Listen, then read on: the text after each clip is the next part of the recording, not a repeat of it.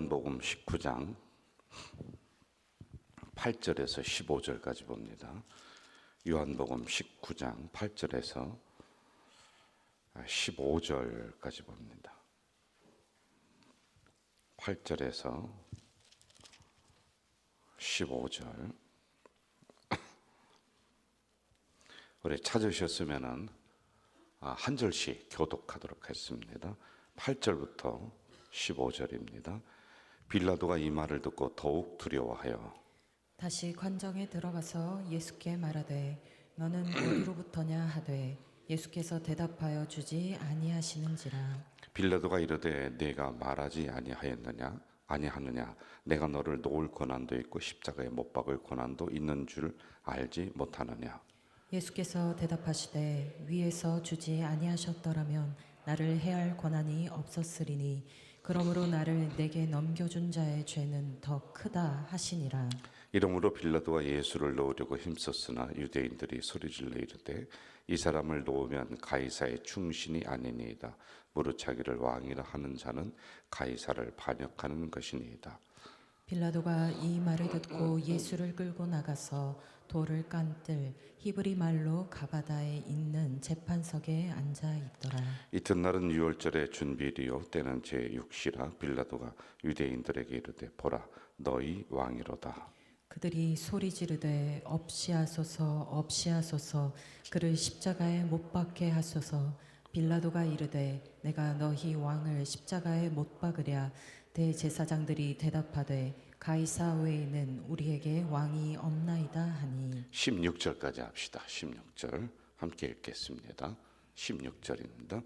이에 예수를 십자가에 못 박도록 그들에게 넘겨주니라. 아멘. 이 시간 예배위원회 특성 읽겠습니다.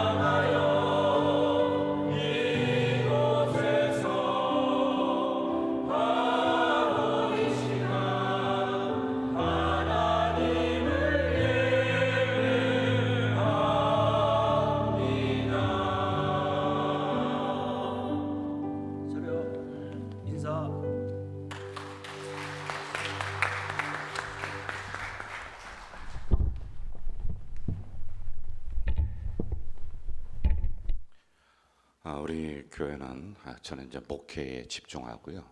목회는 신방, 설교, 기도, 성도를 양육하는 이런 부분에 집중하고, 우리 장로님들은 행정적인 부분에 집중을 합니다. 예배위원회, 모든 위원회 장로님들이 참 열심히 해주셔서 진짜 모범적으로 잘 가고 있어요. 제가 목회하는 데 있어서 샘플과 같은 이러한 형태가 지금 잘 마련이 되거든요. 특별히 예배위원회 일이 너무 많아요. 그래서 우리 장로님 또 완벽주의라 하나라도 소홀함이 없이 아주 철저하게 해나가는데, 예배가 살고 말씀이 살고 성도들이 살아나가는 이러한 일에 예배위원회가 중심이 돼서 해주셔서 너무 고맙습니다. 우리 박수 한번 다시 하겠습니다. 고맙습니다. 제가 드린 헌금을 위해서 기도할게요.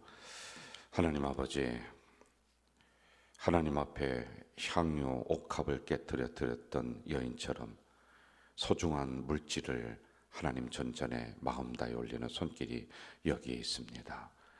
아버지 하나님, 이 물질이 이들의 삶이었고 이들의 정성이었습니다.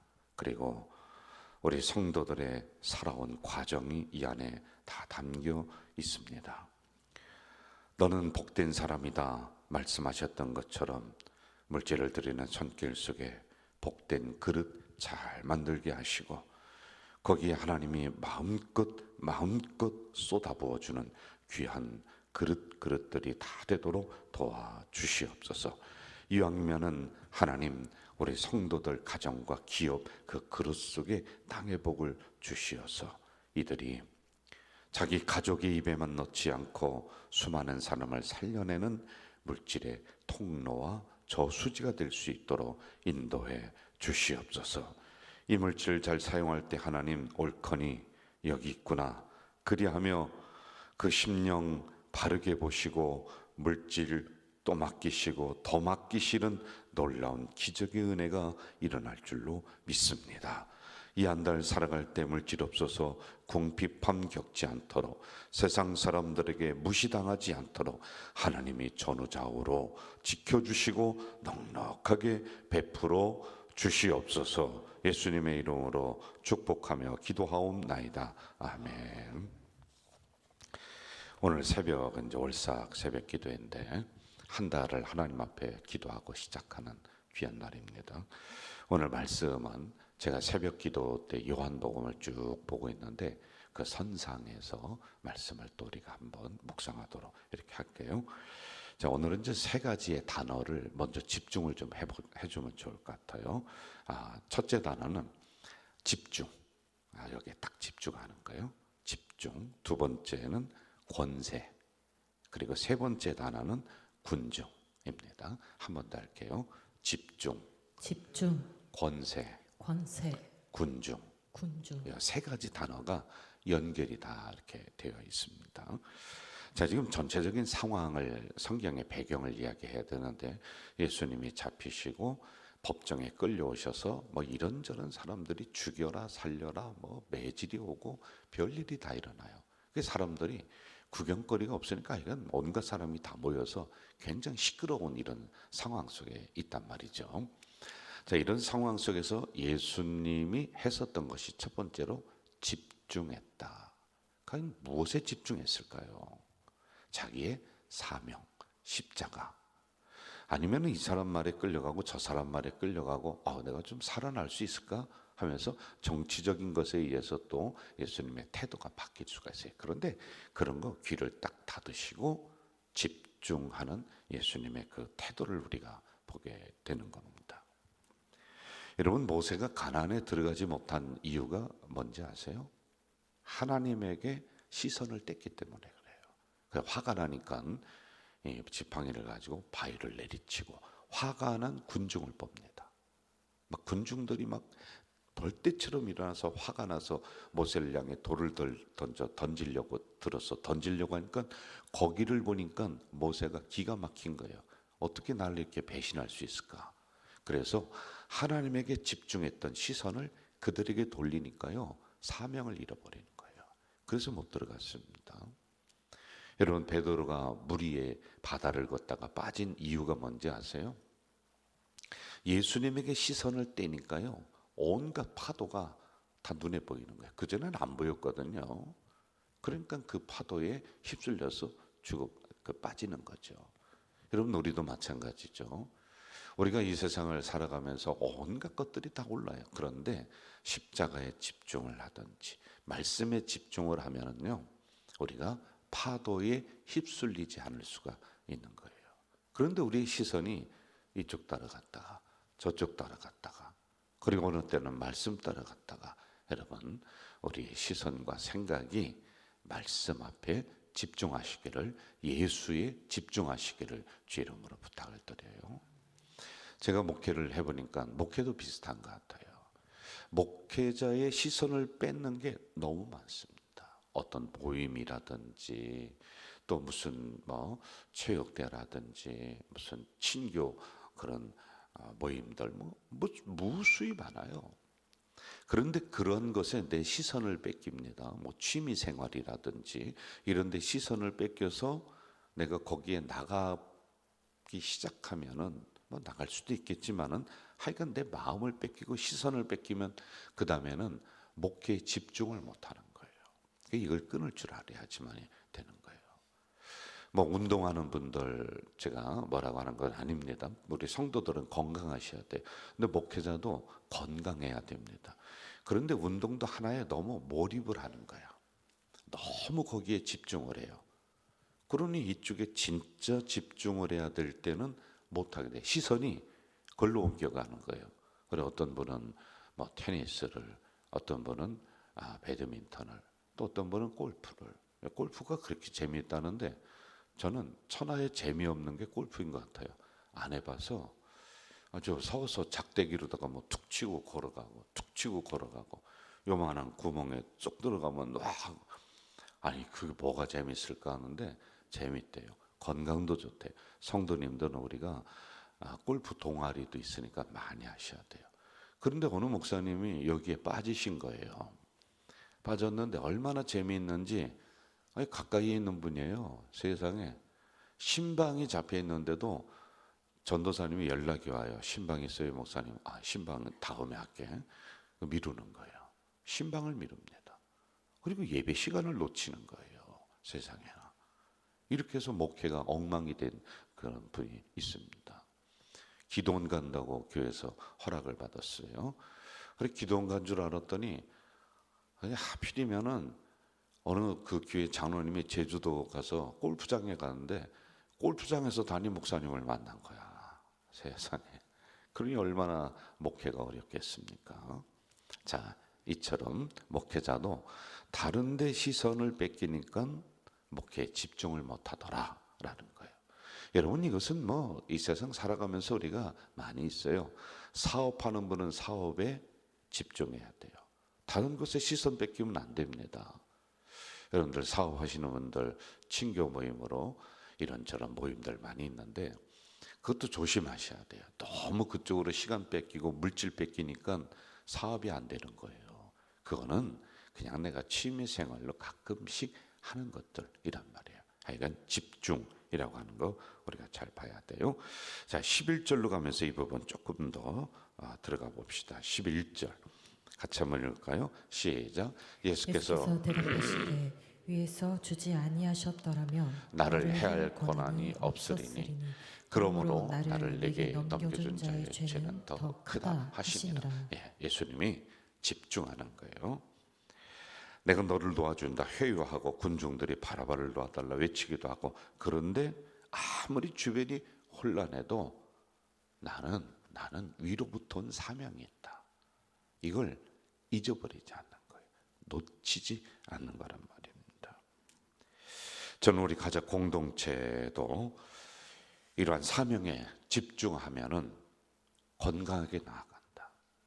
여러분, 사람이 교회가 어려울 때 타락할까요? 잘 나갈 때 타락할까요? 잘 나갈 때입니다. 교회가 건강하고 좀 부흥이 되고 전도가 된다, 이럴 때 더 집중하고 사명을 흐트러뜨리지 않아야 돼요. 그래야지 바르게 가는 거예요. 여러분, 우리 교회 시선을 흐트러뜨리지 말아야 될, 집중해야 될 게 초대교회 원형을 회복하는 교회. 가져질 게는 성경이 말씀하시는 초대교회 원형을 회복하는 꿈을 꾸고 있다. 초대교회는 한 영혼에 초점을 맞췄다. 이게 교회의 진재 이유였고 목적이었다. 이를 위해 교회는 모든 역량을 집중했다. 이러한 초대교회의 존재 이유와 목적을 따라 가져질 게는 예배의 감격, 상처들이 치유되는 교회, 사랑과 존경으로 가정을 회복하는 교회, 다음 세대를 깨우는 교회, 교회 변혁을 통해 사회 개혁을 추구하는 이러한 것들. 여기에 시선을 딱 고정해야 돼요. 우리의 목회 역량을 딱 고정하고 나가면은 건강한 교회는 더 건강해 돼요. 하나님이 그런 교회에 많은 성도들을 보내주신단 말입니다. 집중하시기를 바라요. 무슨 일이든지 그렇습니다. 그러면 성공이 보상으로 옵니다. 교회에 집중하면 제가 부흥이 보상으로 옵니다. 여러분, 말씀에 집중하고 기도에 집중하면 응답이 보상으로 옵니다. 이제 다음으로 집중. 그다음에 두 번째 단어가 뭐라고요? 권세. 따라해보세요. 권세. 성경으로 가볼까요? 우리 10절 봅시다. 10절 같이 읽어봅시다. 10절입니다. 시작. 빌라도가 이르되 내게 말하지 아니하느냐 내가 너를 놓을 권한도 있고 십자가에 못 박을 권한도 있는 줄 알지 못하느냐. 빌라도는 당시에 권세가 정치가죠. 권한이 있다는 거예요. 권한. 잘 보세요. 권한은 책임이 따릅니다. 함부로 하는 거 아니거든요. 거기에 반드시 책임을 묻게 되어 있습니다. 그랬더니 11절에 위에서 주지 아니했다면 나를 해할 권한이 없다. 권한이 어디에 있다?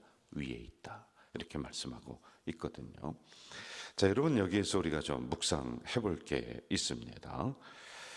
정치인들의 권한, 권세는 누가 줘요? 국민이 주는 겁니다. 국민이 주인입니다. 그래서 잘못하면 국민이 회초리를 들어서 책망하는 거예요. 선거 때 그렇게 우리가 하는 거 아니겠어요? 자, 그런데 여기서 조금 더 들어가면 그럼 우리 기독교인들, 그리스도인들을 정치에 어떻게 참여하느냐? 그냥 뭐 팔짱 끼고 뒷짐짓고 모르는 척하고 있느냐? 아니면 적극적으로 뛰어들어서 막 그냥 뭐 들고 돌아다니면서 이렇게 해야 되느냐? 이 문제도 나라가 굉장히 시끄럽잖아요. 기독교가 두 쪽이 나버렸단 말입니다. 이것도 우리가 정리를 하고 좀 가면은 좋을 것 같아요. 여러분, 먼저 중세 시대의 이 이야기를 제가 하나 좀 들려드리겠습니다. 중세 시대는 교회가 교권이라고 그래요. 교회가 세상을 지배했습니다. 교회가. 그래서 어떻게 했냐면 대통령이 선출된다.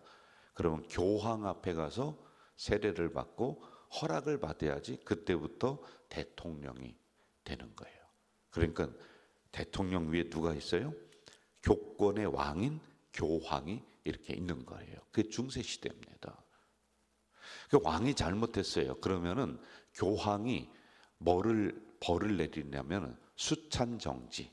수찬정지는 저기 있잖아요. 우리가 성찬식 하는 거 그걸 못하게 합니다. 그러면은 살아 있으되 죽은 목숨이야. 죽은 목숨입니다. 이게 살아있는 사람을 사형시키는 제도가 수찬정지입니다. 굉장히 이것은 아주 치욕스럽게 생각을 했었던 때입니다. 그러니까 그걸 잘못했다라고 비로 왕이 가서 그래도 교황이 용서를 안 해. 카노사라고 하는 곳에 가서요. 이 왕이 눈밭에 올라가서 맨발로 3일 동안 무릎을 꿇고 있었어. 누구에게 빌려고?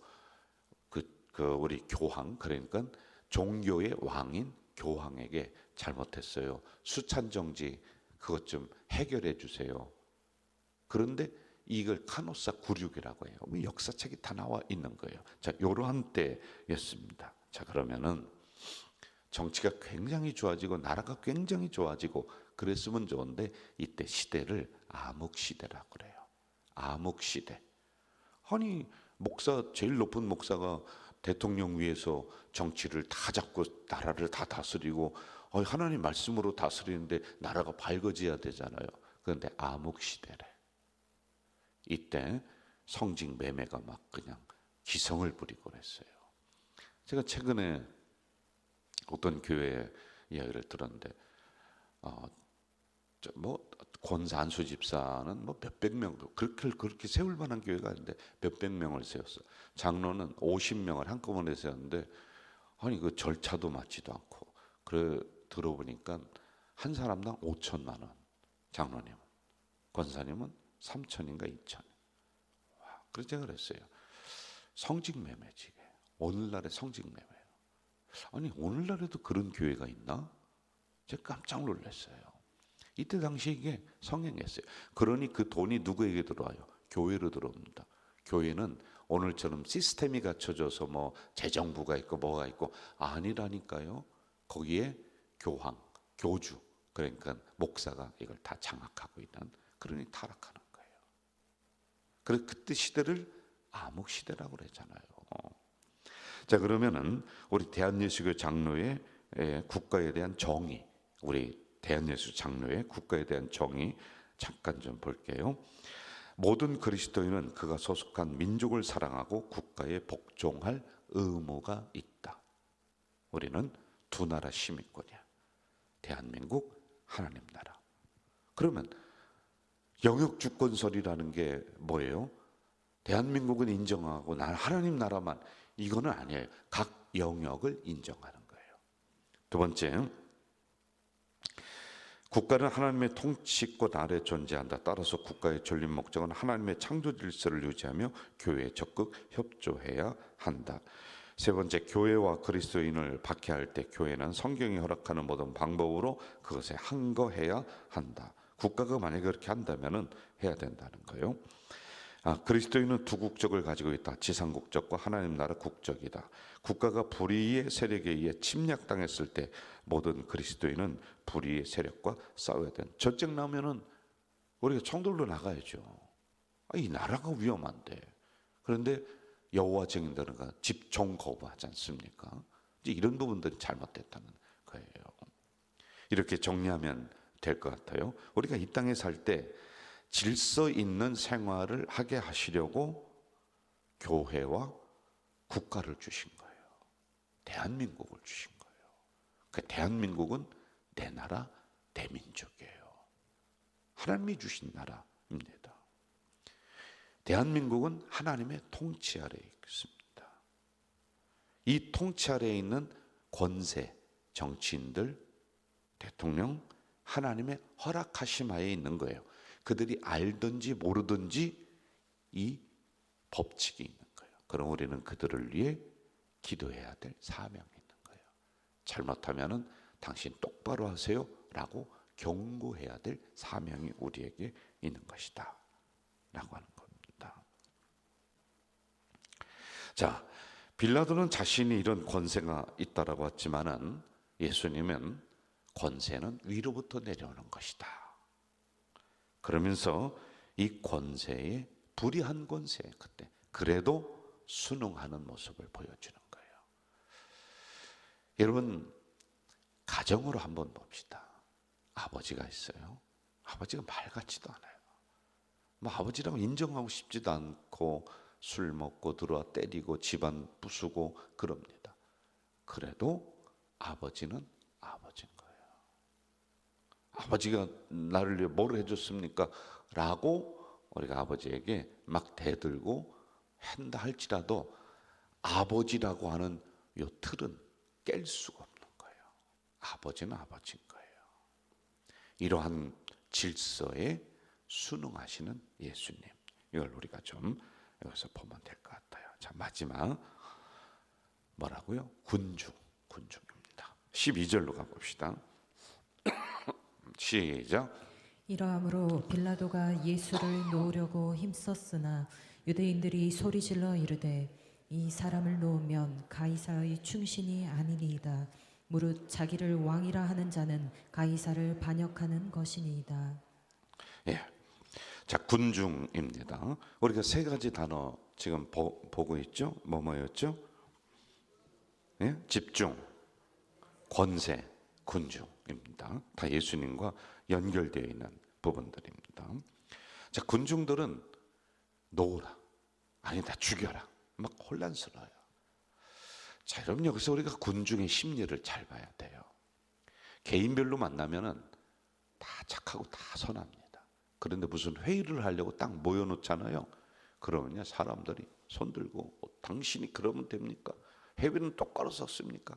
그런데 끝나고 개인별로 만나면 세상에 너무 착해요. 그런데 이상하게 회의하려고 모여놓으면 싸워요. 왜 그럴까요? 이게 그 교회가 나빠서가 아니라 그 사람이 나빠서가 아니라 심리가 있다는 거예요. 이걸 우리가 이해하고 들어가면 좋아요. 그래서 할 수만 있으면은 이렇게 모여서 회의를 할 때 싸우지 않는 방법이 뭐냐면은 지도자가 군중의 심리를 잘 알고 이걸 잘 활용을 해요. 군중은 악한 거예요. 선한 게 아닙니다. 일단 모여놓으면은 사람은 선한 쪽으로 발전하는 것이 아니라 악한 쪽으로, 비판하는 쪽으로, 잘못된 쪽으로 자꾸 가려고 하는 습성이 있는 거예요. 이게 군중 심리라고 하는 그런 말이에요. 군중 심리는 무명성, 무책임성, 무비판성, 감정성, 그리고 함께 있는 사람이 일체감, 친밀감 서로 가지고 있는 거예요. 그걸 공격하는 거예요. 한 사람을, 지도자를 하든지 누구를 하든지 합니다. 이게 있어요.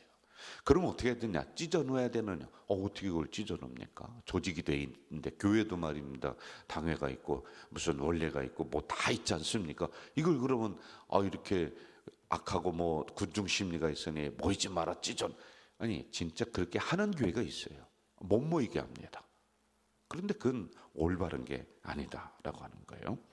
저는 이렇게 생각해요. 이 군중 심리는 반드시 있지만은 군중 심리를 이해하고 지도자가 이해하고 군중들을 선한 방향으로 이끌 때 이 군중들은요, 무리들은 모인 사람들은 선한 방향으로 시간이 걸리지만은 끌려온다. 그런데 시간이 필요하다. 그 시간 동안에 지도자는 계속적으로 이 군중들에게, 여러분들에게, 성도들에게 이것은 옳은 길입니다. 이쪽으로 가야 됩니다라고 이야기해야 될 의무와 사명이 있는 거죠. 어떻게 여러분 오른손 드세요. 이쪽으로 가세요. 군대도 아니고 어떻게 착착착 움직이겠어요? 오랜 시간이 걸리는 거예요. 그래 지도자는 힘든 거예요. 무거운 거예요. 지도자는 비애를 느끼는 거예요. 슬픈 거예요. 왜? 알아주지 않거든요. 그래도 지도자는 그 사명이 있어. 그걸 감당 안 하려면 지도자 자질을 내려놓아야 돼요. 그래서 성도들을 옳은 방향으로 계속 이끄는 거예요. 얼마 전에 우리 교회에 오셨던 장로님이 가져질 게 참 좋다. 뭐 체육대 1등하고 뭐도 하고 좋다 그랬더니 옆에 있는 장로님이 뭐라고 그랬는지 아세요? 52년 걸렸어 그러는 거예요. 52년 걸렸대 여기까지 오기에, 이렇게 좋아지기에. 그래서 제가 그 얘기를 듣고 맞다. 한순간에 된 거 아니에요. 우리도 꾸준하게 하나님의 뜻을 찾고 선한 방이 어딘지를 저든 수천 번 잔소리처럼 이야기하고, 그러니 우리 가장 공동체가 건강한 방향으로 이렇게 가는데 52년 걸린 거예요. 52년 걸려서 세워는 요만큼의 그 우리의 분위기 1년이면 없어집니다. 잘못되면 한순간에 무너지는 거예요. 이걸 우리가 조심해야 돼요. 마무리할게요. 지금 예수님은 군중들에게 잡혀 와서 심판 나옵니다. 무리들이 많이 모여 있습니다. 그러나 사명을 잃어버리지 않고 집중합니다. 오늘도 여러분 이 한 달 집중하면서 사세요. 그리고 권세에 순종하는, 그걸 위해 기도하는 이 한 달 되면 좋을 것 같고요. 군중, 우리는 가장 공동체라고 하는 이 군중들 우리 모여 있습니다. 가장 공동체입니다. 선한 방향으로 늦지만 그래도 그 방향으로 계속 걸어가는 우리 교회 되기를 간절히 부탁을 드립니다. 하나님 아버지 감사합니다. 이 새벽에 연약한 저희들을 불러주셨습니다. 새벽에 말씀을 주셨습니다. 오늘 말씀 가지고 이 한 달 집중하며 살아가게 하시고 나라와 민족을 위해 기도하는 우리가 되게 하시고 우리 가족 공동체 더 선한 방향으로 건강성을 향해 나가는 우리 모든 성도들이 다 될 수 있도록 역사해 주시옵소서. 예수님의 이름으로 기도하옵나이다. 아멘.